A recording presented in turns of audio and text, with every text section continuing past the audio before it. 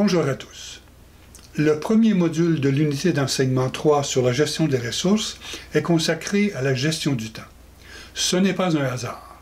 Le temps constitue la principale ressource dont nous disposons pour réaliser nos rêves et atteindre nos objectifs. C'est la matière première la plus importante de toute vie humaine. C'est aussi la principale ressource à organiser pour bien gérer un système éducatif, qu'il soit local, régional ou national.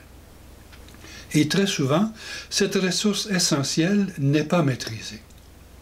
Au cours de ce module, nous allons, en suivant la démarche proposée par l'approche par compétences, commencer par une phase d'exploration. Nous allons tenter de cerner vos savoirs, savoir-faire et savoir-être actuels concernant la gestion du temps. Pour prendre conscience de votre emploi du temps, vous êtes invité à réaliser deux activités. Tout d'abord, notez à partir de maintenant vos activités significatives dans un horaire. Nous dégagerons ainsi votre emploi du temps sur une semaine. Un modèle vous est proposé pour ce travail. Il suffit d'y noter, au fur et à mesure du déroulement de vos 7 prochains jours, les activités que vous réalisez vraiment. On entend ici par activités significatives celles qui ont un impact sur votre gestion du temps, qui ont une durée suffisante et ou une influence sur le déroulement de votre journée. À la fin de cette semaine, vous serez appelé à déposer ce journal dans un espace devoir sur la plateforme de formation. Comme deuxième activité, on vous propose d'élaborer sur le même modèle votre emploi du temps dans une semaine typique de travail. Si la semaine dernière constituait une semaine typique, vous pouvez utiliser son déroulement comme référence. Sinon, tentez de préciser le déroulement habituel d'une semaine de travail dans votre situation. Cet horaire typique devra être déposé dans l'espace atelier pour la prochaine activité. Comme troisième activité, nous vous proposons une analyse de votre horaire typique.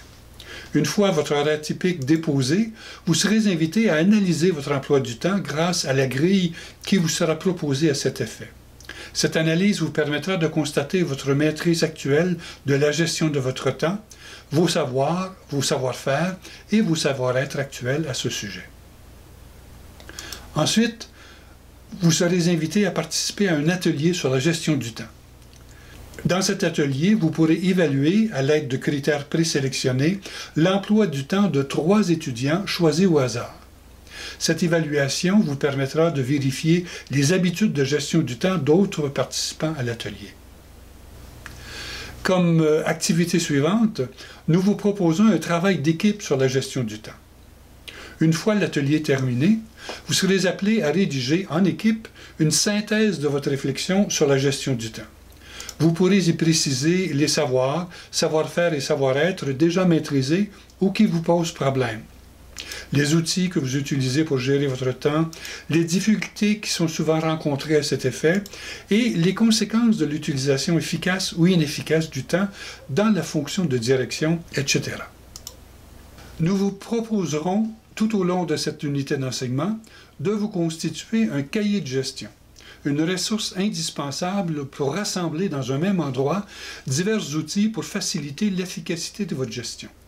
Nous vous engageons à commencer dès maintenant à rassembler tous les documents qui vous sont nécessaires pour effectuer la gestion administrative, financière, matérielle, de la sécurité et des personnels dans un établissement d'enseignement. Dans chacun des modules de cette unité d'apprentissage, vous serez appelé à enrichir votre cahier de gestion en y ajoutant ces documents officiels et les résultats de vos expériences et de vos réflexions sur la gestion. Ces diverses activités devraient vous permettre de prendre conscience de votre mode actuel de gestion du temps et des savoirs, savoir-faire et attitudes que vous manifestez déjà à ce sujet. Durant les prochaines semaines, nous tenterons d'approfondir ces savoirs et de les mettre en action. Pour un gestionnaire, c'est d'une importance capitale, comme pour tout le monde d'ailleurs, car gérer son temps, c'est gérer sa vie.